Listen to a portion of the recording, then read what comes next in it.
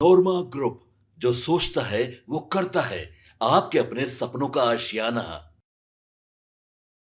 नमस्कार, मैं विकास सिंह राजपूत। इस वक्त की बड़ी खबर अभ्यर्थियों से जुड़ी हुई आ रही है, जहां एक तरफ बीपीएससी विभाग है तो दूसरी तरफ 17वीं बीपीएससी के अभ्यर्थी हैं और दोनों के बीच में जोरदार बवाल जो है वो देखने को मिल रही है। लेकिन इस वक्त की बड़ी खबर, बड़ी जानकारी हम आपको दे रहे हैं कि बीपीएससी आयोग ने अब फैसला ले लिया है और एग्जाम को रद्द कर दिया है। जी हाँ, जो एग्जाम हुए थे उस एग्जाम को रद्द किया गया है और नई तारीख जो है वो भी दे दी गई है कि अब उनका एग्जाम जो है वो कौन सी तारीख को होने वाली है। लेकिन पटना में बवाल ही बवाल देखने को मिल रहा है। एक तरफ अभ्यर्थी अपने भविष्य को लेकर चिंता कर रहे हैं तो दूसरी तरफ बीपीएससी जो है उन्होंने अब अभ्यर्थियों की एक भी चलने नहीं देगी, ये ठान कर बैठी हुई है। एक तरफ अभ्यर्थी लगातार गर्दनी बाग में धरना प्रदर्शन कर रहे हैं अपनी मांगों को लेकर, तो दूसरी तरफ बीपीएससी अभ्यर्थियों को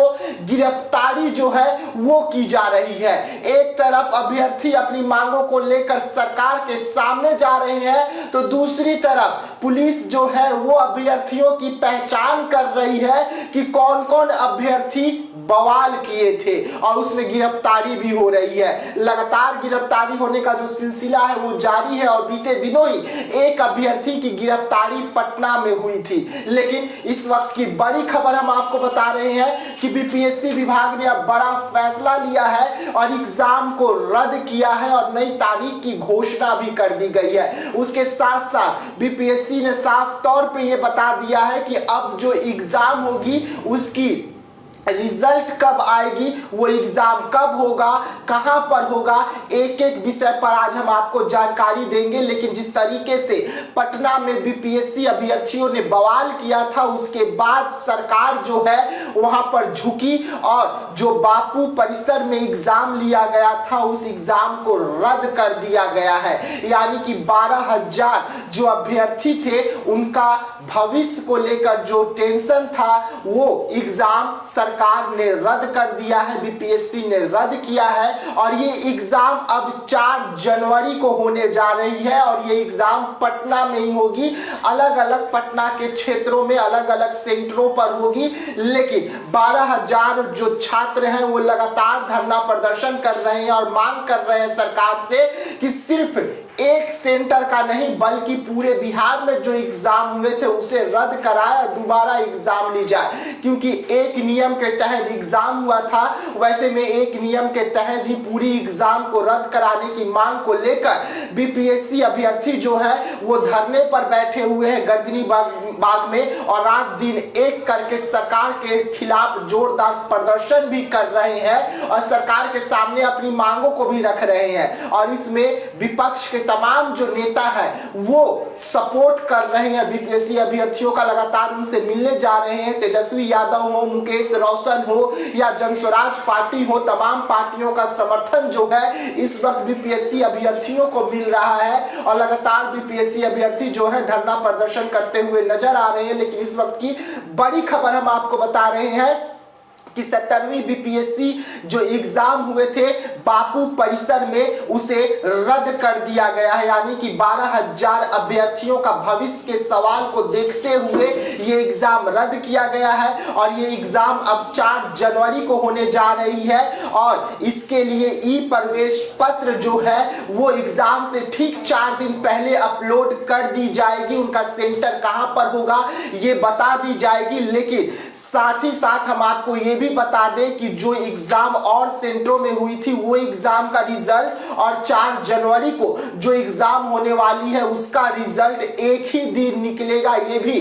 बीपीएससी ने निर्णय ले लिया है। यानी कि अब बीपीएससी ये साफ तौर पे बता चुकी है कि जो अभ्यर्थी धरना प्रदर्शन कर रहे हैं, जो गर्दनी बाग में बैठे हुए हैं, उनका एक भी नहीं चलने वाली है और यहाँ पर एग्जाम की तिथि का घोषणा कर दिया गया है और ये 4 जनवरी को होने वाली है और ये सिर्फ 12,000 अभ्यर्थियों के लिए होगी जो बापू परिसर एग्जाम सेंटर में पहुंचे हुए थे, जहां पर बवाल देखने को मिला था। डीएम साहब के द्वारा अभ्यर्थी को थप्पड़ मारा गया था।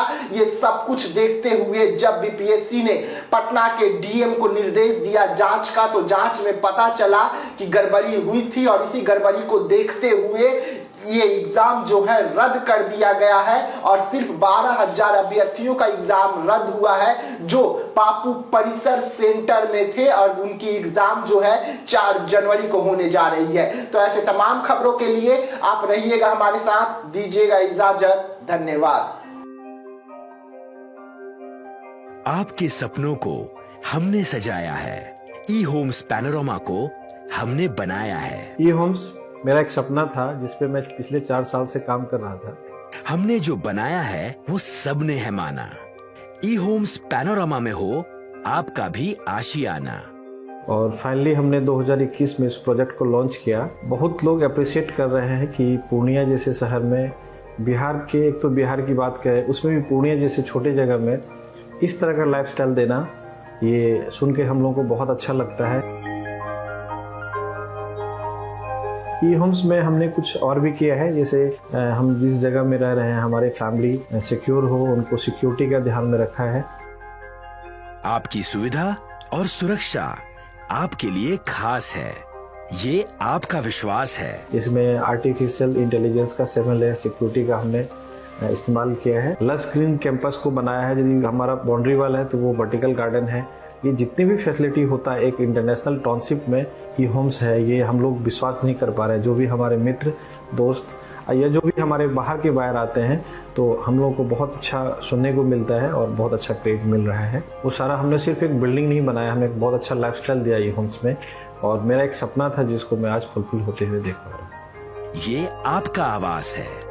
ई होम्स पैनोरमा में अब आपका निवास है। E homes Panorama, luxurious lifestyle redefined. Panorama group, जो सोचता है वो करता है। अगर ये वीडियो पसंद आई और वह बिहार के राजनीति और बिहारियत से सरोकार रखेनी तो सब्सक्राइब बटन दबा के चैनल के सब्सक्राइब कर ली। ओजे एगो घंटी बा, ओकरा बटन दबा देला से कुल सटीक और मारक खबर रुआ मुफ्त में मिल जाई। अगर रुआ पत्रकारिता के हमनी के नया प्रयोग में सहयोग कर चाहतानी तो ज्वाइन बटन दबा दी।